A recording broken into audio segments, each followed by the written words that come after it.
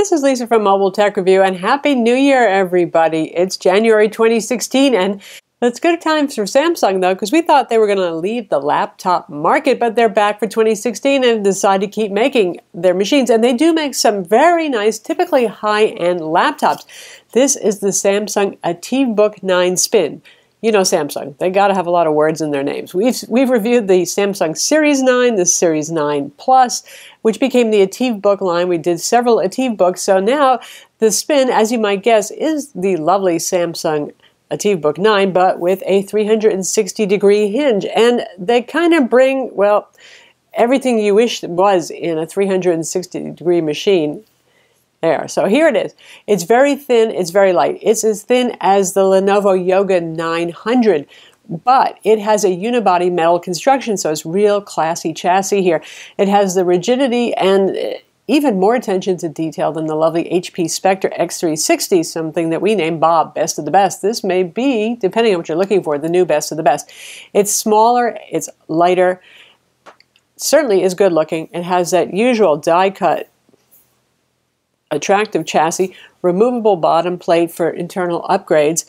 Sells for $12.99 to $13.99. It depends. Best Buy, if you're in the United States, is the easiest place to find it, and they often have it on sale, so you'll see it for the $12.99, $13.99 is the list price. Lots to talk about here, so we're going to look at it now. So here it is, the Samsung ATIV Book 9 Spin. Spin because it has the 360-degree hinge. Now, for those of you who really like the Samsung Series 9 and the ATIV Book 9 but wanted the 360-degree hinge, well, this is for you because it's pretty much exactly that laptop design, just with the new, more robust and 360-degree hinge on the back. It is unibody metal die-cut aluminum casing. It is gorgeous to look at. It has a matte black finish. It does show some fingerprints, but it's really easy to clean with a microfiber cloth, or heck, it's metal. Take a damp sponge to it, wipe it down, you know. It works. I'm sure it'll get a little schmutzy as we're doing it. Samsung hasn't changed their design. I don't think they should. This is still a beautiful design here with the die-cut metal just showing right over here, and this kind of curve that makes it look so much slimmer and more stylish, and the little contrasting silver line going all the way around it. Others have copied this design, and it's still just a good-looking design. If it ain't out of date, don't change it. Little lip over here to open up the lid. Yes, you can open this with one hand, for those of you who really find that a special and important feature. And over here, the opposite side. So this is a Ultrabook, 13.3 inch. It has a around 3K display. It's the 3200 by 1800 Samsung PLS display, and we'll talk about that in detail later. It really is a lovely display overall, though. Intel Core i7-6500U, that's 2.5 gigahertz Skylake 6th generation CPU, 8 gigs of RAM soldered on. M.2 SSD, this one has a 256 gig SSD. Interestingly, not a Samsung. Samsung makes so many of the SSDs that are in laptops these days, but this one is a light-on SSD, which is a fine brand too. As we take a look around, you can see the only place it's all black is on the back. The ventilation is out the rear. This is vent holes all along over here. There's no ventilation on the bottom, so it's okay to put it on your lap. I mean, as long as it doesn't get too hot. Here's what I mean about the fingerprints. You can see that it does pick up and show fingerprints. This bottom panel, easy to remove. You got these little #1 Phillips head screws here, and you unscrew them all. No clips, none of that annoying stuff going on over there. You just lift it off when you unscrew that. And we'll splice in a picture of the internals in a minute. This is a very interesting motherboard design here, really. It's not like most laptops that we've seen. In fact, there's a separate carrier card for the M.2 SSD. So if you want to replace it, that's the usual M.2 slot. This has a SATA interface M.2 drive in here at the factory. RAM is soldered on board. Of course, the CPU always is on Ultrabooks. The wireless card is also permanently installed on its own daughter card. It's a very neat and tidy design, and the battery runs in this section at 39 watt-hour battery. 2-watt speakers firing over here. You'll see the assembly when we show that picture of the internals, and they're large modules, and this thing is as loud as a gaming laptop. Samsung really does amazing things with audio. I have to say, it's very enjoyable. I love using this to watch Netflix movies. Likewise, the screen is really gorgeous when watching movies. I've been kind of binging on old X-Files, and it's been looking blech on some of my other laptops. I played on this, and suddenly it looked like cinematically beautiful. So, but again, we'll get into the display more later.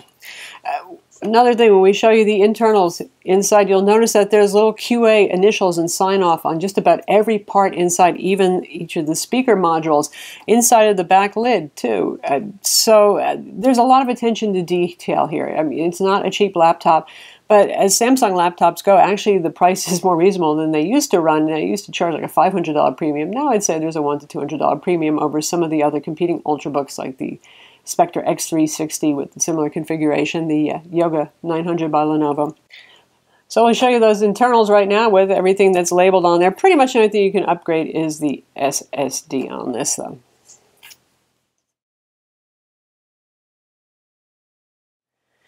Inside again, it looks a lot like a Series 9 or an ATIV Book 9 laptop, more matte black metal going on here. Black keyboard with white backlighting and white masking. The white masking isn't super duper bright, but it's certainly adequate. And the backlighting is very good and it's adjustable. You can use, Samsung has their settings applet right over here. We can open up and you can see, you can add and remove quick settings as you like. There's a set quick settings right here, so you can do things like that. Notice there's an outdoor mode. That switches the screen from an already, they claim 350 nits of brightness. We measured 379 nits of brightness on the screen, which is pretty amazing. Anyway, outdoor mode brings it up to 700 nits. It's pretty darn bright. Yes, you can see it outside. There is also an anti-glare coating on the display. Now, this depends on your taste. I'm happy with the anti-glare coating. I don't see myself instead of what I'm looking at. You know how it is with glossy displays. Depending on how you focus on the screen, you realize it's actually a perfect mirror. And as we move it this way, you'll see the reflections aren't that bad. You really can't see me in detail, which is an improvement over your average display without anti-glare coating, but some people may find that it looks milky. It doesn't bother me. Under certain fluorescent lighting, it may look that way though. So if you go to a store where they have an abundance of fluorescent lighting, typically like your average Best Buy, you'll see how that looks. It's okay with me. In workplace kind of lighting settings at home, it looks pretty darn awesome. This is a Samsung PLS panel. Now, there have been many generations. This would be the latest generation. It's certainly a lot better than the one used in the Lenovo Yoga 900, which is Samsung PLS at the same resolution. This one has a remarkable 86% of Adobe RGB. It exceeds sRGB. That's over 100% of sRGB color gamut. So I find it pretty darn stunning. The minute I took a look at it, I said, wow, look at those colors.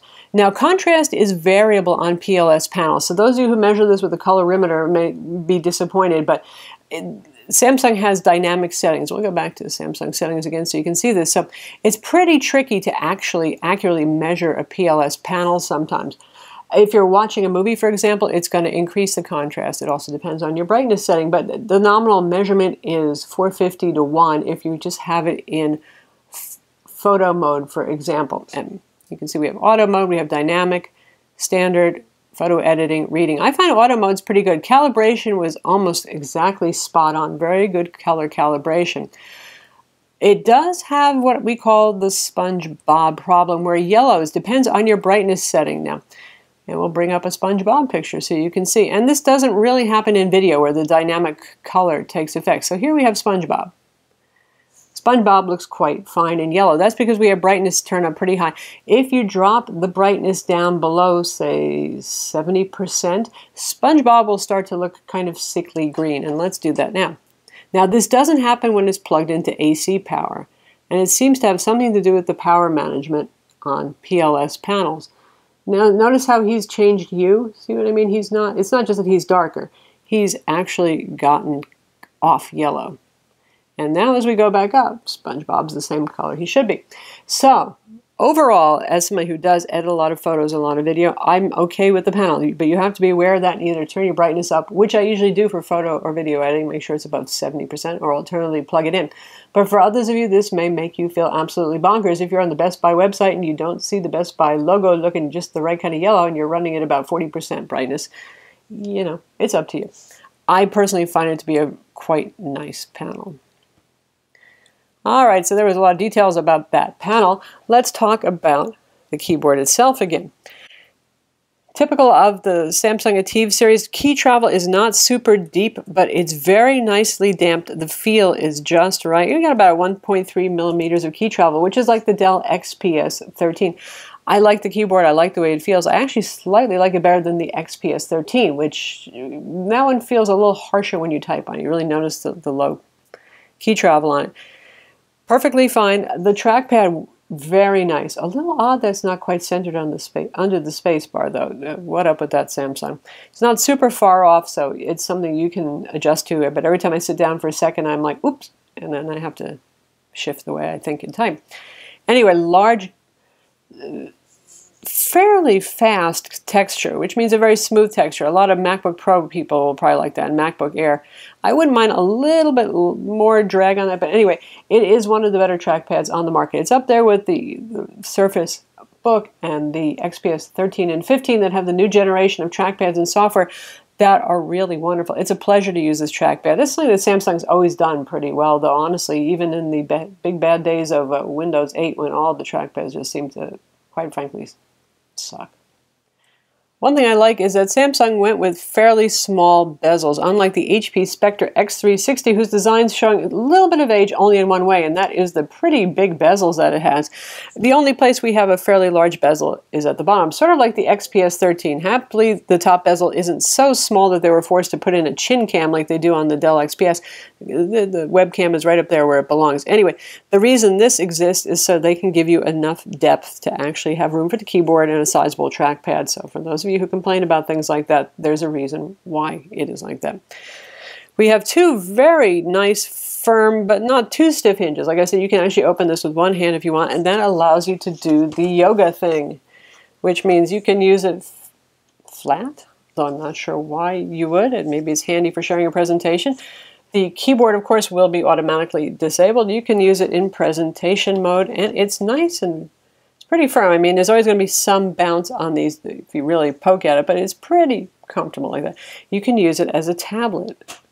And now at 2.87 pounds, this is one of the lightest yoga-style convertibles. They tend to be heavier because of the hinge and all that sort of thing. Samsung found a way to make this pretty light, yet give it an aluminum unibody construction. We're pretty impressed. So you can use this as a tablet, and it's not too darn heavy either, though I think people who want primarily a tablet probably are looking at something like Surface Pro 4 instead. But for those of you who want a dual-purpose machine, this is it. Now, where it falls down versus the HP Spectre X360, for those of you who want the active digitizer and pen feature, this is capacitive only. You can use a capacitive stylus, but there is no active pen. So this is not really designed for avid note takers or art types. This is more for those who are recreationally consuming content and like to do it in tablet mode. Switch to the tablet UI like we have here, which of course is optional with Windows 10, but it does do the job certainly like that.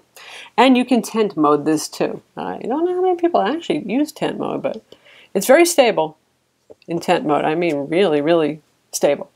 This is actually very nice for tray tables, this position, because it takes up much less room than it would if it was in laptop position, yet you can see the screen pretty nicely. Again, and if you're watching videos or something like that instead of actually working on the airplane. Ports are pretty typical of an Ultrabook. Now, happily, at least Samsung has full-size HDMI. I remember the micro HDMI days. Teeny power charger plug right there, full-size HDMI. USB 3.0 port. Each one of these is labeled, and that's actually etched on the metal. Those are not decals or something like that. Combo headphone jack and volume controls in case you're using it in tablet mode. And on the other side, we have two more USB 3.0 ports. A micro SD card slot. There really isn't room for a full-size SD card slot right here, and this is your power button. I'd have liked to have seen USB-C, one USB-C port, but alas, not happening yet here with Samsung. And now for the other slim and lightweight competitor on the market, this is the Dell XPS 13, latest Skylake edition here. And, you know, it has a smaller footprint. It's more like a 12-inch than a 13-inch. You can see how close the Samsung actually is in terms of footprint. The Samsung's also a little bit thinner. Their weight is similar. It is pretty much an accomplishment for Samsung, though, because they managed to get the 360-degree hinge in here while not making it bigger or heavier, really, than the Dell. But so you have them side by side. And for those of you who are trying to figure out which to get here, it depends on really whether you want something that's a 360-degree convertible or a straight-up laptop. The Dell is a straight laptop. You can give a touch or non-touch screen, but it doesn't swivel, fold, bend, do any neat tricks like that. Straight laptop. And here we have the Lenovo Yoga 900. Just as light, also very light machine, also just as thin, but not a unibody metal design. Now, the Yoga is around $1,200 for the 8 gigs of RAM, 256 gig SSD Core i7, so it's a little bit cheaper too. So, and you do get the pretty watch band hinge here. It has a bigger footprint than the Samsung, but not by a huge margin. You can see the difference right here as I hold it up. Try to get them lined up on their edges. There we go. So a little bit bigger on the Yoga. Of course, the Yoga is less fancy design. We have the plastic on the sides, but it's nice rubbery textured kind of stuff. So for those of you who don't feel like this is a classy enough chassis, well, the Samsung might be the one. Or the HP Spectre X360. Love to throw that in for you, but we don't have that one available right now. But that one would be the other competitor to consider. And that one runs about $100, $200 cheaper list price than the Samsung. In terms of benchmarks, well, it benchmarks like you would expect a Intel Skylake 6th generation dual-core 15-watt ULV CPU to benchmark. It has Intel HD 520 integrated graphics. There's no dedicated graphics option. It's like this small and this skinny. Sorry, but you know, it actually does pretty decent in graphics. And I was using this for some fun older games. Like there's the HD remastering of Age of Mythology runs fine on this. You could play BioShock Infinite on it on lower settings and do okay. Certainly not at native resolution, mind you. You know, not 3200 by 1800, but at 1920 by 1080, it could be doable, or a little bit lower on BioShock maybe. Anyway, PC Mark 8, 2884 for the home accelerated score. W Prime, computed in 16 seconds. Geekbench 3. 3256 for the single core, 7001 for the multi-core. Again, this is a Core i7, 2.5 gigahertz. 3D Mark for the performance score, 1602. Pretty healthy there. I remember a couple of generations ago with Intel Haswell say we were seeing about 1/3 of that for a 3D Mark score, so not bad stuff. Inside we have Qualcomm Atheros Wi-Fi. More often you'll see Intel Wi-Fi, but Qualcomm Atheros has actually been really going to town and doing a good job with wireless, so I'm not going to be complaining about that. Performance was quite good. It's a 2x2 antenna arrangement, Wi-Fi, dual band, 802.11 AC with Bluetooth 4.1. In the US, it's just the Core i7 model with the 8 gigs of RAM, the 256 gig SSD configuration available. I haven't seen anything else available. So you have to like that configuration, which is a pretty nice configuration. And again, you could upgrade the SSD yourself. Now let's just hear those speakers and see how it looks when it's playing video, so you get an idea what the multimedia is like on this, and particularly the speakers are pretty amazing. Alright, so here is our Lenovo Yoga 900 review. We have volume set to 60%. Let's see how it sounds and how it looks. This is Lisa from Mobile Tech Review, and it's yoga time. Wow, this is the Lenovo Yoga 900. This is the successor to the Lenovo Yoga 3 Pro. They gave up on that naming convention, and they've changed over to, well, now they have a 900 series. There's a 700 series, which is actually less expensive. Looks good, sounds fantastic. So it's a real little multimedia powerhouse of a laptop. I have to say, it's very enjoyable. So, is everything perfect with this Windows 10 convertible? It's the only thing you might complain about is the battery life, which isn't really hideous. I know some people have said that they're not getting really great battery life out of this, but typically I'm averaging 6 hours, and that's in a mix of productivity work, writing some reviews, for example, watching some Netflix or YouTube videos, doing some photo editing on it, that sort of thing. Now, if you're going to be playing games on it, if you're going to be using Adobe Premiere to edit full HD footage, you're going to get shorter run times with the 39 watt-hour battery, which is not that high capacity of battery that's inside here under this section. If you take off the bottom cover, that's what I'm averaging, is about 6 hours. Now, that's at around 40% brightness to 50%, usually 40%, because this is a very bright display, and I actually find that quite adequate, despite the fact that I like bright displays. Another thing I like about Samsung, and this has been true of the previous models we've reviewed, and it's still the case, is that you get a very clean operating system built here. You don't get a whole lot of junk. You know, I hate to say it, but you know, Lenovo puts a lot of extra software on there. Even HP throws more than I think they should on the Spectre X360. Dell is pretty self-controlled. They're pretty good too. But with the Samsung, you get pretty much clean windows. You get the Samsung utilities for controlling the display, you know, which color vibrancy that you want on it. There's Samsung Update Utility, which does just a fine job of notifying you when updates are available. And the only thing that I deleted was the Samsung Link, which is something for folks who have Samsung phones, which of course I do, or a Samsung Smart TV, but I don't find it very useful for the Samsung phone. But anyway, very clean OS. It's not like you're going to have to wipe this to get it to behave or anything like that. It's just very good. And by the way, the charger, just so you know, usual compact, teeny Samsung charger here. So that's the Samsung ATIV Book 9 Spin. Again, it's available now. Intel Skylake 6th generation CPUs inside. Very light design, under 3 pounds. Super gorgeous build and design. It's really aging well. I wouldn't change if I was Samsung either. This is just still such a nice looking machine. Good performance, really stunning display. Yes, there is that sometimes yellow problem where the yellows look a little mustardy. There are workarounds for that though, so it's not the end of the world. If you're looking for something high-end, if you really, you love the MacBook Pro with Retina display, but you're not a Mac person, but you want something with a lot of attention to detail, finely made, I mean, signed off with QA initials, every single part inside, well, this would be it. It's really hard to find fault other than the fact that it's not cheap. I'm Lisa from Mobile Tech Review. Be sure to visit our website for the full written review and hit that like button.